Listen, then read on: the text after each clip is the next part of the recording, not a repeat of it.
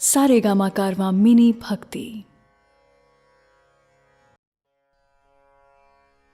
श्री भगवद गीता अध्याय 9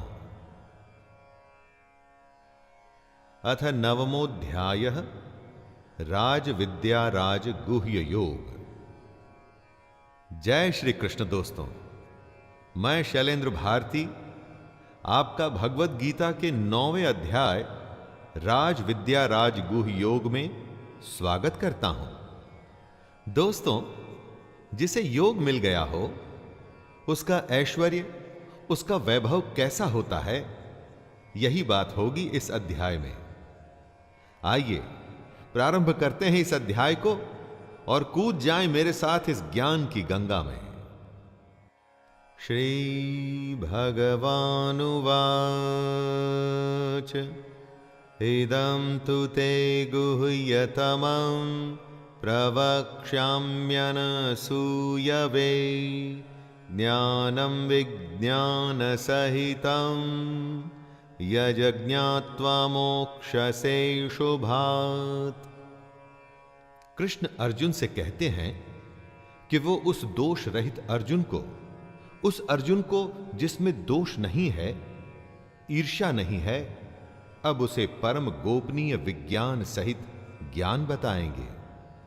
most secret दोस्तों, विज्ञान सहित ज्ञान यानी कि ज्ञान को उसकी विशेषता के साथ बताएंगे भगवान। ऐसा ज्ञान जिसे भली भांति जानकर अर्जुन दुख रूपी संसार से मुक्त हो जाएगा। जो कर्म आपको मुक्ति की ओर ले जाएं, वो उत्तम है। जो आपको दुनियादारी में और फंसाए, वो उत्तम नहीं। ये दुख की बात है, लेकिन सच है। हमारे ज्यादातर काम हमें इस दुनिया के पचड़ों में और फंसाते हैं। ज्यादा पैसा, ज्यादा दोस्ती, ज्यादा रिश्तेदारी, ज्यादा द्वेष, इसी सब में तो हमेशा पड़े रहते हैं हम। राजविद्या राजगुह्यं पवित्रमिदमुत्तमम् प्रत्यक्षावगमं धर्म्यं सुसुखं कर्तुमव्ययम्। कृष्ण अर्जुन को वो ज्ञान देने वाले हैं जो विज्ञान सहित है और जो उसको इस दुखी संसार से मुक्त कर देगा। यह विज्ञान सहित ज्ञान सब विद्याओं का राजा है। इससे बड़ी कोई नॉलेज, कोई विद्या नहीं है दोस्तों। यह सब गोपनीयों का राजा है। इससे बड़ा कोई सीक्रेट नहीं। यह अति पवित्र, अति उत्तम, प्रत्यक्ष फल वाला, धर्मयुक्त, साधन करने में बड़ा सुगम और अविनाशी है। जो भी कोई और विशेषण आप लोग जानते हैं, वो इस ज्ञान के साथ लगा सकते हैं, क्योंकि यह इतना उत्तम है।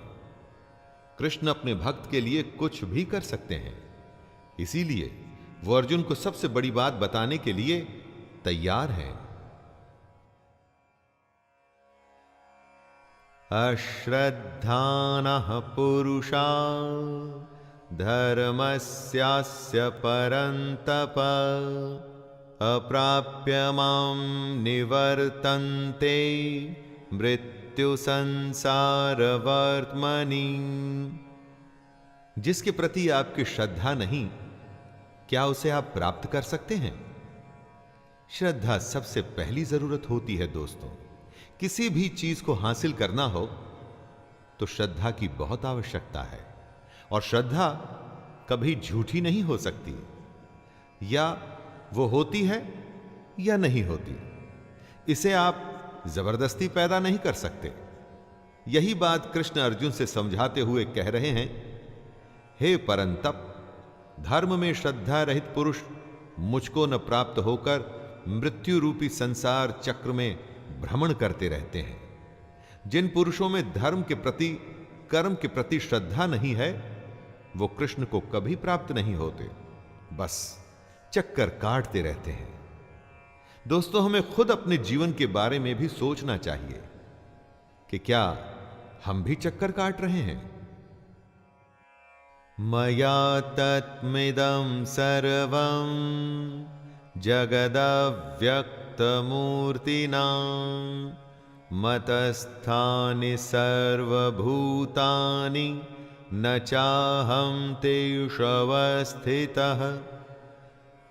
इस श्लोक में कृष्ण अपने और इस जगत के स्वरूप के बारे में बता रहे हैं। बड़ी ही कॉम्प्लिकेटेड बात है दोस्तों, आपको जरा ध्यान देना होगा। कृष्ण कहते हैं, मुझ निराकार परमात्मा से ये सब जगत जल से बर्फ के सदृश परिपूर्ण है और सब भूत मेरे अंतर्गत संकल्प के आधार स्थित हैं, किंतु वास्तव में मैं उनमें स्थित नहीं हूं। यहां पर कृष्ण कहना चाहते हैं कि उसके अव्यक्त स्वरूप में पूरा जगत व्याप्त है, लेकिन वो उसमें नहीं है। बर्फ जल से बनी होती है, बर्फ में और कुछ नहीं, सिर्फ जल है, लेकिन जल में बर्फ नहीं है। इस जगत का हर प्राणी कृष्ण में व्याप्त है, लेकिन कृष्ण उनमें नहीं है। न च मतस्थानि भूतानि पश्य मे योगमैश्वरम् भूतभृन्न च भूतस्थो ममात्मा भूतभावनः। सब भूत, जीव या निर्जीव कृष्ण में स्थित नहीं हैं, क्योंकि सारे भूत मरण धर्मा हैं, मतलब कि नाशवान है। इस दुनिया में जो भी है सबकी मृत्यु होती है, तो हम कृष्ण में कैसे हो सकते हैं? कृष्ण आगे कहते हैं कि मेरी ईश्वरीय योग शक्ति को देख कि भूतों का धारण पोषण करने वाली और भूतों को उत्पन्न करने वाली मेरी आत्मा वास्तव में भूतों में स्थित नहीं है। हमारा अस्तित्व कृष्ण से ही है, हमारी आत्मा में उसी परमात्मा का ही अंश है, लेकिन फिर भी वो हम में नहीं है। दोस्तों, यही उसकी योग शक्ति है। यथाकाश स्थितो नित्यं वायुः सर्वत्र गो महान् तथा सर्वाणि भूतानि मतस्थानित्युपधारय। जिस हवा को हम महसूस करते हैं, ये वायु आकाश की वजह से होती है और बिना किसी सहारे के भी ये आकाश में ही रहती है। ये वायु आकाश से अपनी उत्पत्ति होने के बावजूद भी उसको मलिन नहीं कर पाती। वैसे ही सारे भूत कृष्ण में व्याप्त हैं, लेकिन कभी भी वो कृष्ण को मलिन नहीं कर पाते। हम सब कृष्ण से हैं, कृष्ण हमसे नहीं। हम सब कृष्ण के संकल्प से ही पैदा हुए हैं, इसीलिए उन्हीं में स्थित हैं, लेकिन वो हम में नहीं है। ये योग का प्रभाव है दोस्तों, कृष्ण की योग शक्ति का कमाल है। जैसे वायु बिना किसी सहारे के आकाश में स्थित है, वैसे ही हम सब भी कृष्ण में स्थित हैं। सर्वभूतानि कौन्तेय प्रकृतिं यान्ति मामिकां कल्पक्षये पुनस्तानि कल्पादौ विसृजाम्यहम्। जब एक कल्प, एक एरा, एक दौर खत्म होता है, तो हम सब वापस से कृष्ण में चले जाते हैं। सुनिए वो क्या कहते हैं। हे अर्जुन, कल्पों के अंत में सब भूत मेरी प्रकृति को प्राप्त होते हैं, अर्थात प्रकृति में लीन होते हैं, और कल्पों के आदि में उनको मैं फिर से रचता हूं। उनकी रचना के बाद ही कल्प की शुरुआत होती है। अचेत में वो जागृति भरते हैं और तभी दुनिया शुरू होती है, और कल्प की समाप्ति पर जो यहां से आया था वहीं वापस लौट जाता है। एक तरह से यूं भी मान लीजिए कि कल्प भी जब अपना कर्म पूरा कर लेता है तो समाप्त हो जाता है। प्रकृतिं स्वामवष्टभ्य विसृजामि पुनः पुनः भूतग्रामिमं कृत्स्नम् अवशं प्रकृतेर्वशात्। जैसा कि कृष्ण ने खुद कहा था कि अपने कर्मों से कोई बच नहीं सकता, ऐसा हो ही नहीं सकता कि कोई कर्म न करे, उसी तरह से बार बार सृजन करना ही कृष्ण का कर्म है। इस श्लोक में वो यही बता रहे हैं। हे अर्जुन, अपनी प्रकृति को स्वीकार करके स्वभाव के बल से परतंत्र हुए इस संपूर्ण भूत समुदाय को बार बार उनके कर्मों के अनुसार मैं रचता हूं। जैसे हमने कर्म किए थे वैसा हमारा स्वभाव हुआ, और जैसा स्वभाव हुआ उसी के गुणों के हिसाब से कृष्ण उसको रचते हैं, और इस तरह से कृष्ण भी अपना कर्म करते रहते हैं और हम भी। न च मां तानि कर्माणि निबध्नन्ति धनंजय उदासीन वदासीनम असक्तम तेषु कर्मसु। कृष्ण हमारी संरचना, हमारा सृजन करते हैं, लेकिन अव्यक्त रूप से। ऐसा कहते हुए कहीं दिखता नहीं, लेकिन स्वाभाविक है कि ऐसा होता है, वरना यह दुनिया कहां से आती और कहां जाती है। रचना का उनका यह कर्म है, लेकिन कृष्ण कभी अपने कर्म से बंधते नहीं, अपने इस कर्म में उनकी आसक्ति नहीं होती। जैसा ज्ञान वो हमको दे रहे हैं वही नियम उन पर भी लागू होता है। दोस्तों, ऐसा नहीं कि वो मनमानी करें, मनमानी तो कोई भी नहीं कर सकता। यह पूरा संसार परमात्मा के ही संकल्प से बना है। आपको लग सकता है कि आप अपनी मर्जी के मालिक हैं और आप जो चाहें वो कर सकते हैं, लेकिन ऐसा है नहीं। मयाध्यक्षेण प्रकृतिः सूयते सचराचरम् हेतुनानेन कौन्तेय जगद्द्वि परिवर्तते। कृष्ण इस श्लोक में दुनिया की रचना के विज्ञान के बारे में बता रहे हैं, और यह भी बता रहे हैं कि उनकी अध्यक्षता में ये जो माया है इस जगत को रचती है। दोस्तों, कृष्ण के संकल्प से ही यह दुनिया बनती है, और उनकी चेयरमैनशिप में माया इस दुनिया को बनाती है, जिस दुनिया को हम जानते हैं। और यही वजह है कि यह सृष्टि चक्र चलता रहता है। हम सब आते हैं और जाते हैं, जीवन मरण का यह सर्कल चलता ही रहता है। इसीलिए हमें इस दुनिया की जानकारी से थोड़ा सा आगे जाकर सच्चाई जानने के लिए कृष्ण प्रेरित करते हैं। अवजानन्ति मां मूढ़ा मानुषीं तनुमाश्रितं परं भावमजानन्तो मम भूतमहेश्वरम्। ज्ञान की तो फिर भी सीमा है, लेकिन अज्ञान की नहीं।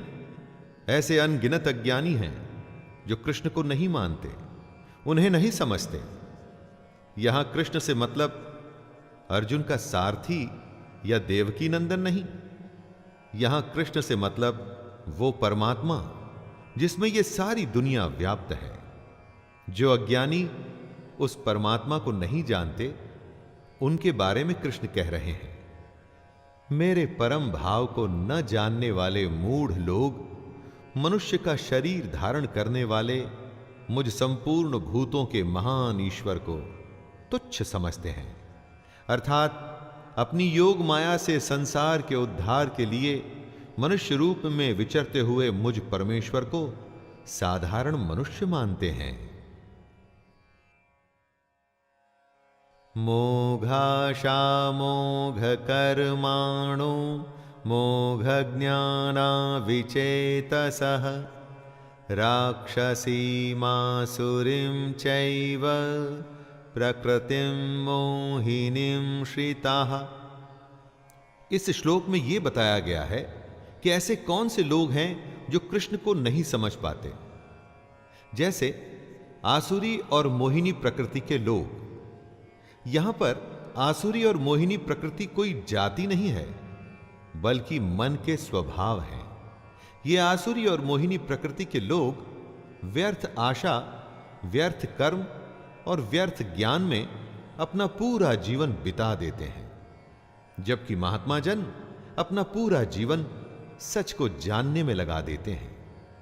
राक्षसी स्वभाव के लोग मद में, मदिरा में, मोह में ही पूरी जिंदगी को गंवा देते हैं।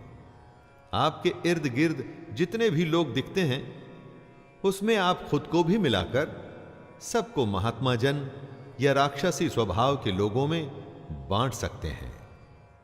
महात्मनस्तु मां पार्थ दैवीं प्रकृतिमाश्रिताः भजन्त्यनन्यमनसो ज्ञात्वा भूतादिमव्यम्।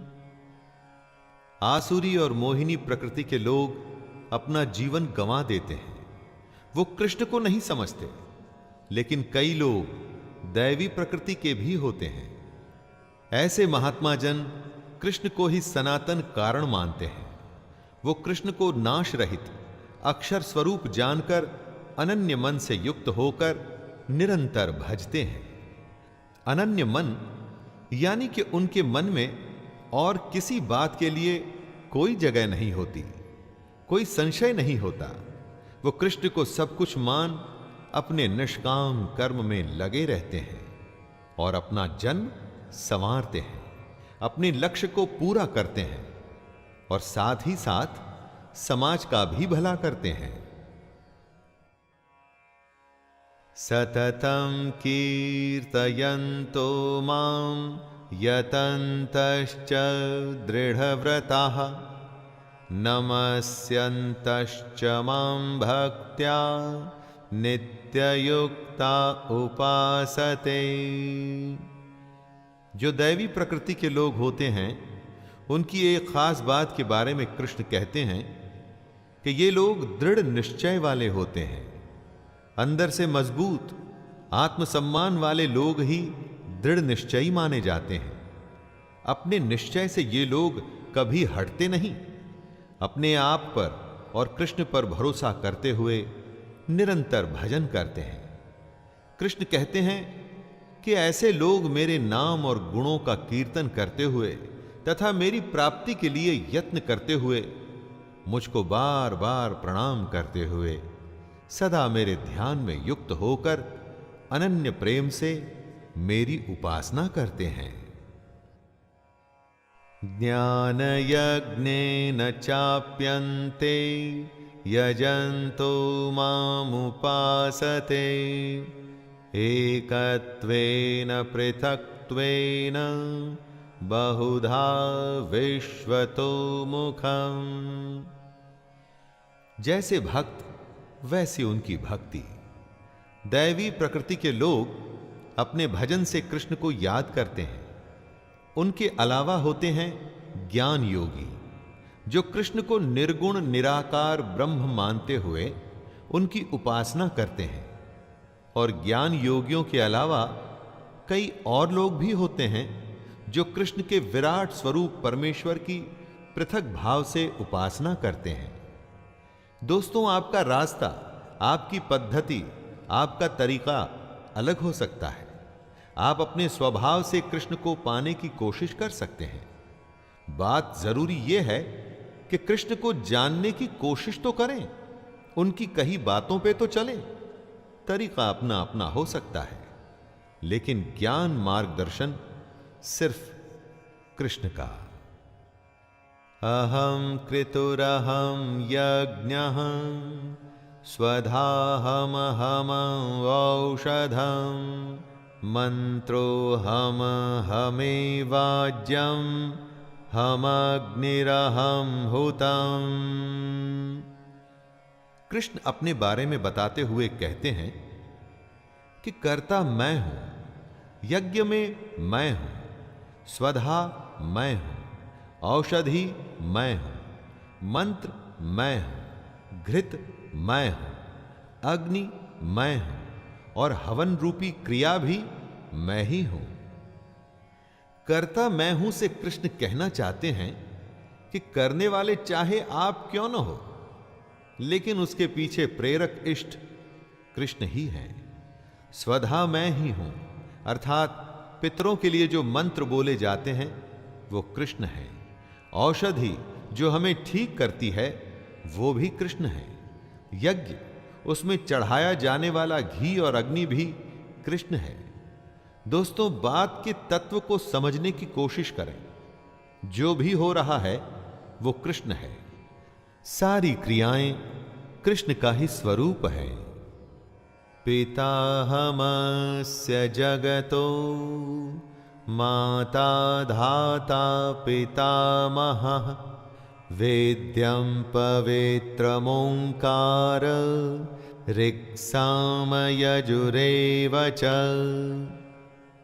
कृष्ण अपने स्वरूप को समझाते हुए कहते हैं कि इस संपूर्ण जगत को धारण करने वाला एवं कर्मों के फल को देने वाला पिता, माता, पितामह, जानने योग्य पवित्र ओंकार तथा ऋग्वेद, सामवेद और यजुर्वेद भी मैं ही हूं। माता पिता यानी कि जहां से हम सबकी उत्पत्ति हुई है वो मूल उद्गम कृष्ण ही है। पवित्र ओंकार यानी कि ओम भी कृष्ण ही है, क्योंकि कृष्ण कहते हैं वो परमात्मा मेरे स्वरूप में है। ऋग्वेद मतलब ऋक यानी कि संपूर्ण प्रार्थना, सामवेद का साम अथवा समत्व भाव, यजुर्वेद यानी यज्ञ की विधि विशेष कृष्ण ही है।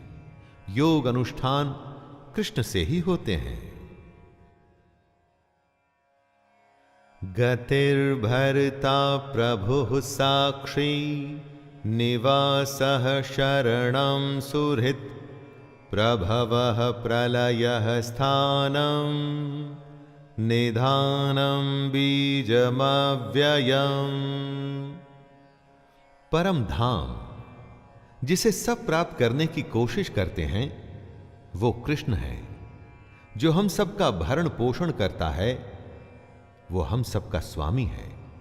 जो हमारा शुभाशुभ करता है, हम सबका वास स्थान यानी जहां हम सब रहते हैं, जो शरण लेने योग्य है, सबका हित करने वाला, जिसमें से सबकी उत्पत्ति होती है और प्रलय के समय जिसमें सब मिल जाते हैं, हम सबका आधार, निधान और अविनाशी कारण कृष्ण ही हैं।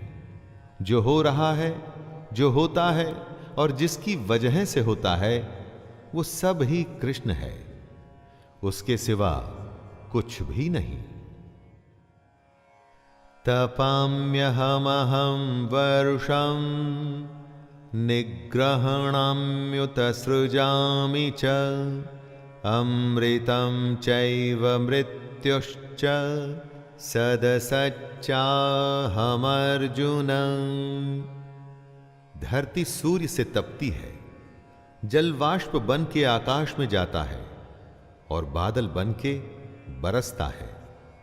वर्षा ही इस दुनिया को जिंदा रखती है और यह सृष्टि क्रम चलता रहता है।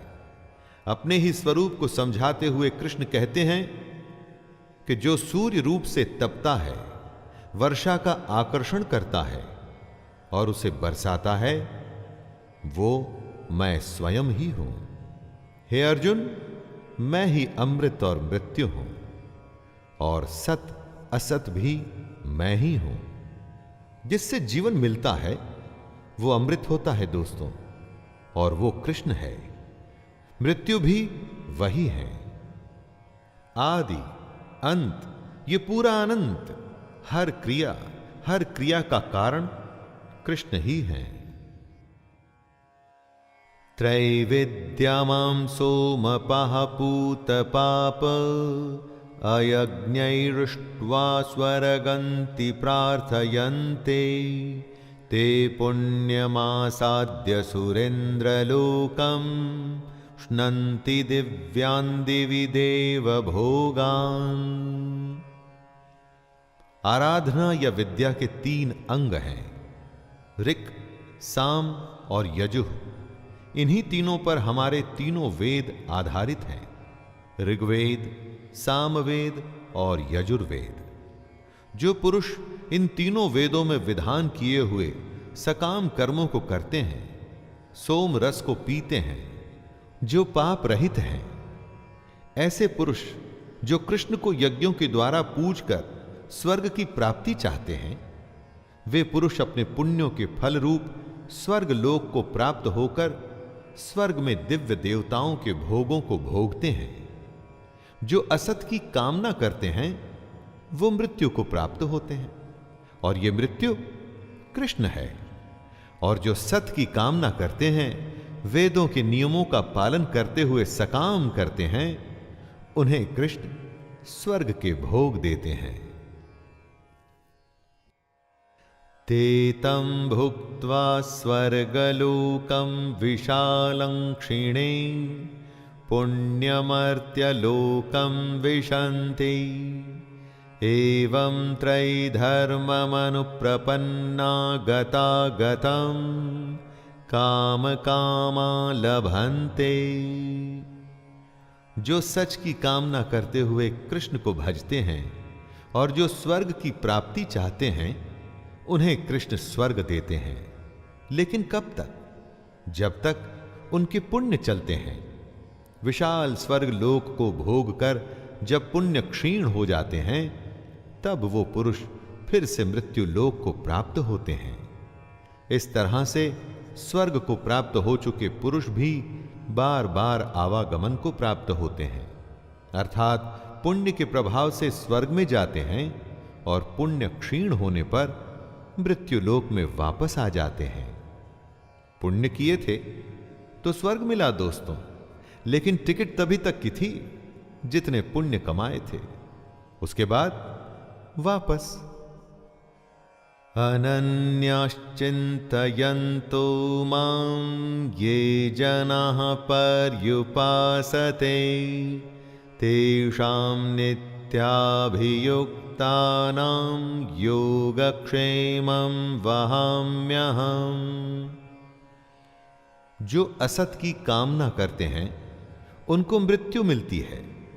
सत की कामना करने वाले जो स्वर्ग चाहते हैं वो कुछ समय के लिए स्वर्ग में जाते हैं और पुण्यों के खत्म हो जाने पर वापस आते हैं। लेकिन जो अनन्य प्रेमी परमेश्वर का निरंतर चिंतन करते हुए निष्काम भाव से भजते हैं, उन पुरुषों का योगक्षेम कृष्ण स्वयं प्राप्त करते हैं। योगक्षेमं वहाम्यहम्, इसका अर्थ हुआ उनके योग की सुरक्षा की सारी जिम्मेदारी मैं लेता हूं, ऐसा कृष्ण कह रहे हैं। दोस्तों, निष्काम भाव से कृष्ण को भजने वालों की पूरी जिम्मेदारी कृष्ण अपने ऊपर ले लेते हैं। येऽप्यन्यदेवता भक्ता यजन्ते श्रद्धयान्विताः तेऽपि मामेव कौन्तेय यजन्त्यविधिपूर्वकम्। बहुत से लोग अपने अलग अलग कारणों से दूसरे देवों देवताओं को भजते हैं। उनके बारे में कृष्ण कहते हैं कि हे अर्जुन, यद्यपि श्रद्धा से युक्त जो सकाम भक्त दूसरे देवताओं को पूजते हैं, वे भी मुझको ही पूजते हैं, किंतु उनका वह पूजन अविधि पूर्वक अर्थात अज्ञान पूर्वक है। जो कृष्ण को छोड़कर दूसरे देवों देवताओं को भज रहे हैं, वो भी असल में कृष्ण को ही भज रहे हैं दोस्तों, क्योंकि कृष्ण के अलावा तो और कुछ है ही नहीं। फर्क सिर्फ इतना ही है कि ऐसे लोग पूजा की विधि को गलत तरीके से कर रहे हैं, और वे ऐसा अपने अज्ञान की वजह से कर रहे हैं। अहम ही सर्वयज्ञानां भोक्ता च प्रभुरेव च न तु मामभिजानन्ति तत्त्वेनातश्च्यवन्ति ते। जो दूसरे देव देवताओं को भजते हैं असल में वो भी कृष्ण को ही पूज रहे हैं, और इसकी वजह है कि संपूर्ण यज्ञों का भोक्ता और स्वामी कृष्ण ही हैं। ऐसे लोगों की विधि सही नहीं और वो अज्ञान में है, क्योंकि ये लोग कृष्ण के परमेश्वर तत्व को नहीं जानते।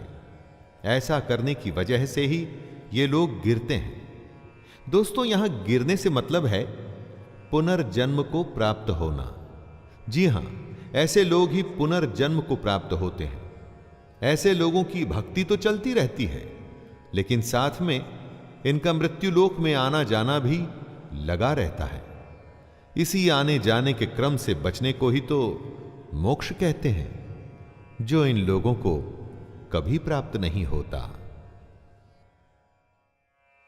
यान्ति देवव्रता देवान् पितॄन्यान्ति पितृव्रताः भूतानि यान्ति भूतेज्या यान्ति मद्याजिनोऽपि माम्।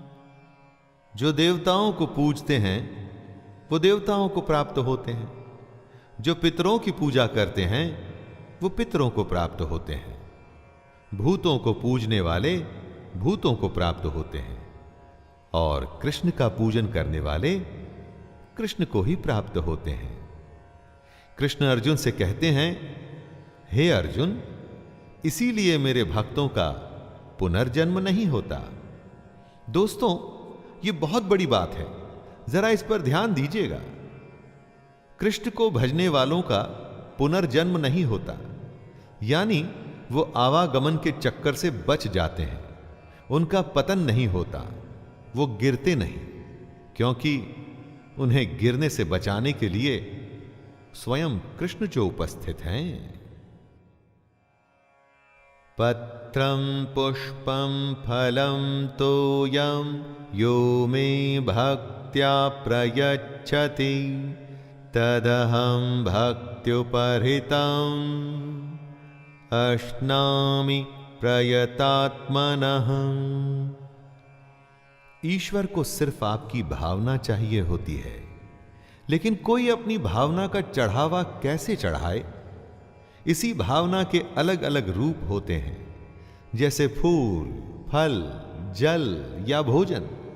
कृष्ण कहते हैं कि जो कोई भक्त मेरे लिए प्रेम से पत्र, पुष्प, फल, जल आदि अर्पण करता है, उस शुद्ध बुद्धि निष्काम प्रेमी भक्त का प्रेम पूर्वक अर्पण किया हुआ वह पत्र पुष्पादि मैं सगुण रूप से प्रकट होकर प्रीति सहित खाता हूं। अगर आपके मन में सच है तो आपका चढ़ाया हुआ फल, फूल इत्यादि प्रभु प्रेम पूर्वक स्वीकार करेंगे। इसीलिए दोस्तों, अगली बार जब आप मंदिर जाएं तो इस बात का अवश्य ध्यान रखिएगा। यत्करोषि यदश्नासि यज्जुहोषि ददासि यत्तपस्यसि कौन्तेय तत्कुरुष्व मदर्पणम्।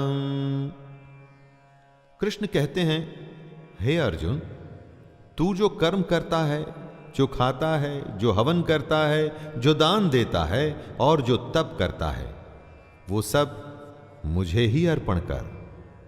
योगक्षेमम वहाम्यम की बात कृष्ण कर चुके हैं, जिसका अर्थ होता है कि हमारे योग की सारी जिम्मेदारी कृष्ण अपने ऊपर लेते हैं।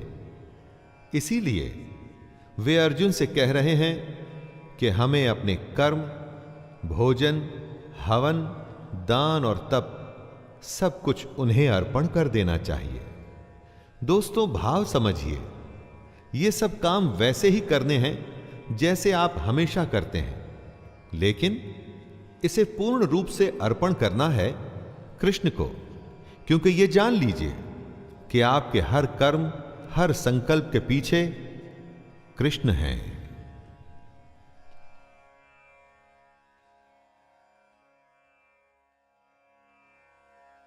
शुभाशुभ फलैरेवं मोक्ष्यसे कर्मबन्धनैः संन्यासयोगमुक्तैश्च मुक्तात्मा विमुक्तो मामुपैष्यसि।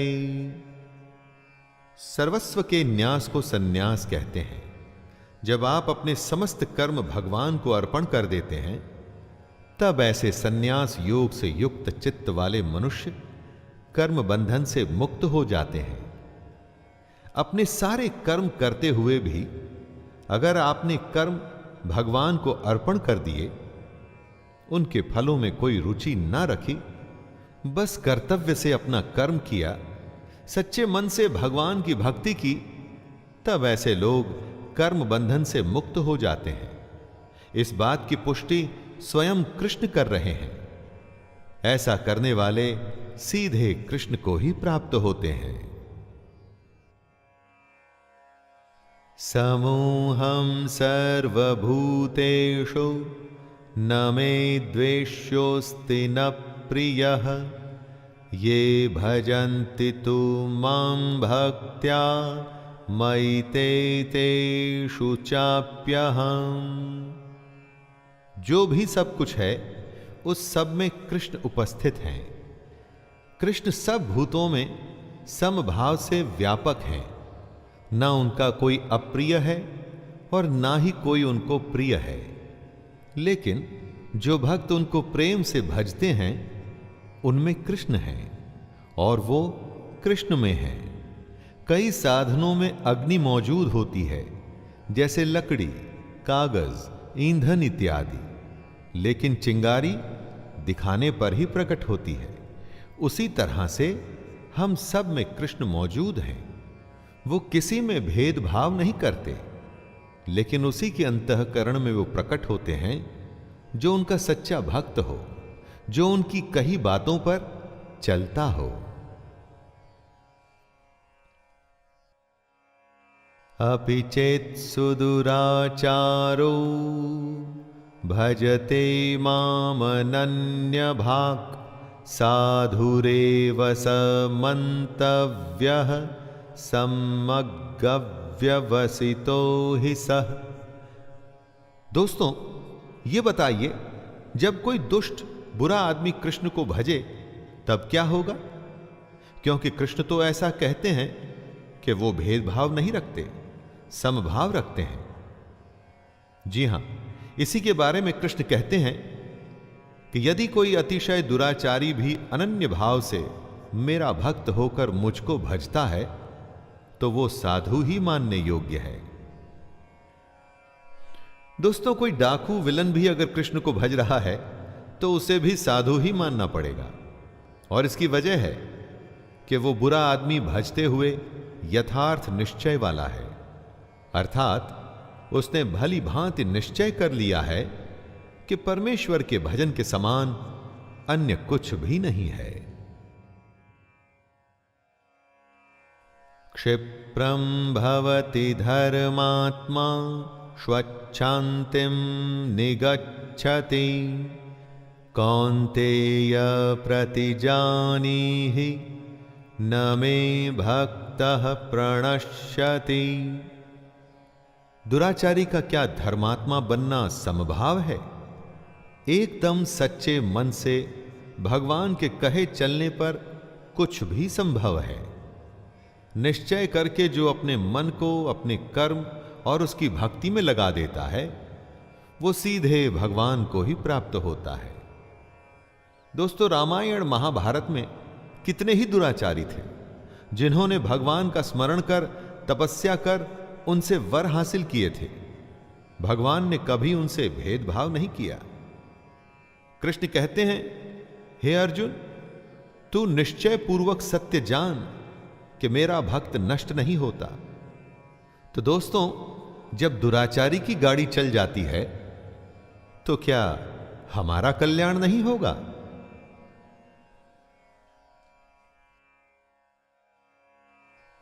मां हि पार्थ व्यपाश्रित्य येऽपि स्युपापयोनयः स्त्रियो वैश्यास्तथा शूद्रास्तेऽपि यान्ति परां गतिम्। गीता हर किसी के लिए है दोस्तों। कृष्ण हर किसी के लिए है, कोई कहीं का भी हो, कहीं भी पैदा हुआ हो, किसी भी योनि, जाति, घर, कहीं का भी।